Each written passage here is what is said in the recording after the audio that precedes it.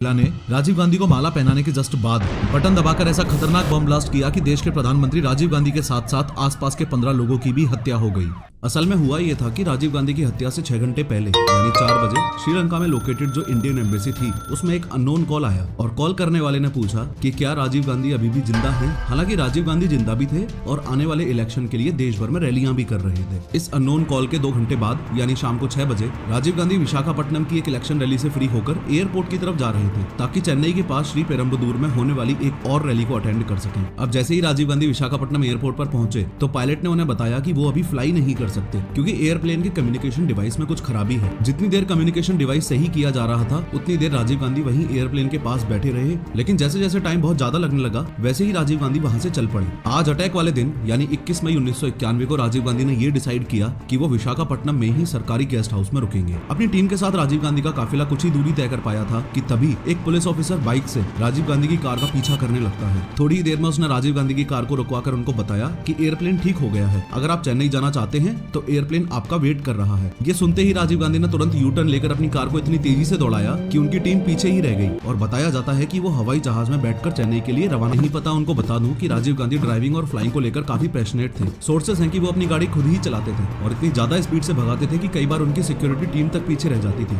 कहीं जाते थे तो एयरप्लेन भी खुद ही उड़ा लिया करते थे। असल में राजीव गांधी एक ट्रेंड पायलट थे जिन्होंने साल 1970 में इंडियन एयरलाइंस में 5,000 रुपए पर मंथ सैलरी पर जॉब भी की थी और वो मोस्टली दिल्ली जयपुर रूट पर फ्लाई किया करते थे। खैर शाम 8:20 पर राजीव गांधी चेन्नई एयरपोर्ट पर लैंड कर जाते हैं और कांग्रेस वर्कर्स वहां पर उनका बढ़िया वेलकम करते हैं। इन सभी वर्कर्स में से बस एक इस लेडी को याद रखना, इनका नाम मरागतम चंद्रशेखर था। ये कांग्रेस पार्टी से थी, ये फॉर्मर मेंबर ऑफ पार्लियामेंट थी और इस रैली में राजीव गांधी को इन्होंने ही होस्ट किया था। इसके बाद एम्बेसडर कार से राजीव गांधी मरागतम के साथ उनकी कॉन्स्टिट्यूएंसी श्री पेरम्बदूर में एक इलेक्शन रैली को एड्रेस करने के लिए निकल जाते हैं। अभी चेन्नई एयरपोर्ट से राजीव गांधी का काफिला निकला है जो कि यहाँ से लगभग 33 किलोमीटर दूर श्री पेरम्बदूर के इस ग्राउंड तक आना है। हाँ, वही इलेक्शन रैली ग्राउंड जिसमें राजीव गांधी की एक सुसाइड बॉम्बर के द्वारा हत्या होने वाली है। राजीव गांधी के इस ग्राउंड में पहुंचने से पहले चलो हम इस ग्राउंड के लेआउट को समझने के साथ ही ये भी देख लेते हैं कि राजीव गांधी कहां से होकर जाने वाले थे और क्या क्या करने वाले थे। ये वो पूरा ग्राउंड है जहां इलेक्शन रैली ऑर्गेनाइज्ड की गई है। इस ग्राउंड में यहाँ पर वो स्टेज है जहां से खड़े होकर राजीव गांधी लोगों को संबोधित करेंगे। स्टेज तक चलकर आने के लिए बीच में ये रेड कारपेट एरिया है। स्टेज के पास ही रेड कारपेट एरिया के इस तरफ ये लेडीज सेक्शन है और स्टेज से कुछ दूरी पर रेड कारपेट एरिया के अपोजिट डायरेक्शन में यहाँ पर ये वो सेक्शन है जहाँ राजीव गांधी के स्वागत के लिए लोग खड़े होने वाले हैं। इस स्टेज के बिल्कुल सामने 100 मीटर की दूरी पर ये राजीव गांधी की मां यानी इंदिरा गांधी की ये बड़ी कार्डबोर्ड वाली मूर्ति है। ओवरऑल इस प्रोग्राम की प्लानिंग कुछ इस तरीके से की गई है कि जब राजीव गांधी यहाँ पहुंचेंगे तब सबसे पहले वो इंदिरा गांधी की मूर्ति को माला पहनाएंगे। उसके बाद इस बेम्बूज की बैरिकेडिंग के बीच मौजूद इस रेड कारपेट एरिया में उनका वेलकम किया जाएगा। आफ्टर दिस वो सीधा मंच पर जाकर भीड़ को एड्रेस करेंगे। असिस्टेंट था जिसका नाम था एजे डॉस और इस इलेक्शन रैली के पूरे अरेंजमेंट और प्लानिंग की जिम्मेदारी एजे डॉस की ही थी। अब डॉस की प्लानिंग के अकॉर्डिंग यहाँ रेड कारपेट एरिया के पास टोटल 21 लोग राजीव का वेलकम करेंगे, जिसमें से ये 3 लोग माला पहनाएंगे और ये 18 कांग्रेस कार्यकर्ता और पत्रकार राजीव से मिलेंगे। इस एरिया में रहकर एक्स पीएम राजीव गांधी से मिलने की परमिशन दे दी जाती है। यहाँ आपको बता दूं कि इस बच्चे का नाम कोकिला है जो कि आज राजीव गांधी को एक कविता सुनाएगी। इस बात पर भी ध्यान दो कि उस दिन चेन्नई में राजीव गांधी के लिए सिक्योरिटी अरेंजमेंट्स काफी अच्छे थे क्योंकि ऐसा माना जा रहा था कि एक्स पीएम उस ड्यूरेशन में कई टेररिस्ट ग्रुप्स के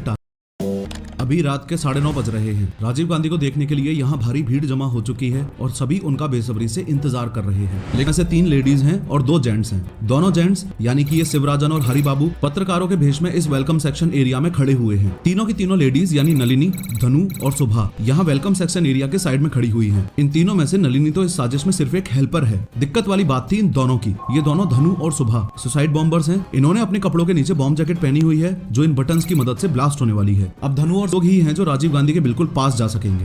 कोशिशों के बावजूद शिवराजन और हरिबाबू इनका नाम राजीव गांधी के स्वागत करने वालों की लिस्ट में नहीं जुड़वा पाते हैं। इससे ये सुभा और नलिनी स्टेज के सामने बने इस लेडीज सेक्शन में जाकर बैठ जाती हैं। पर धनु अचानक से यहाँ काफी ज्यादा लोग एक साथ आकर डॉस से जिद करते हैं कि उनका नाम भी इस लिस्ट में ऐड करो ताकि वो भी राजीव गांधी से मिल सके। इससे यहाँ रेड कारपेट एरिया के आसपास अचानक अफरा तफरी सी मच जाती है। इस वेलकम सेक्शन को भी आगे इस वीडियो में रेड कारपेट एरिया से रेफर किया गया है। इस मौके का फायदा उठाकर धनु जल्दी से इन माँ बेटी के पीछे आकर खड़ी हो जाती है। हालांकि पुलिस इस भीड़ को यहाँ से हटाती है, लेकिन धनु पर अब भी किसी का कोई शक नहीं होता। ये यहीं रेड कार्पेट एरिया में खड़ी रहती है। इसी बीच जल्दी से डॉस स्टेज की ओर दौड़ता है और स्टेज पर पहुंचकर माइक से अनाउंस करता है कि राजीव गांधी यहाँ पहुंचने वाले हैं। तभी राजीव गांधी के काफिले की ग्राउंड में एंट्री होती है। अब राजीव गांधी ने इंदिरा गांधी की स्टैच्यू पर माला पहनाई और मंच की ओर आने लगते हैं। जब राजीव रेड कार्पेट एरिया में पहुंचे तो इन लोगों ने इन्हें चादर उड़ाकर इनका स्वागत किया। मरागथम ने राजीव से पार्टी के अन्य कार्यकर्ताओं को भी मिलवाया। अब आदमियों से मुलाकात के बाद राजीव इन 3 लेडीज से मिलने के लिए आगे बढ़े। इनमें से इस बच्ची यानी कोकिला ने राजीव गांधी को कविता सुनाई। तभी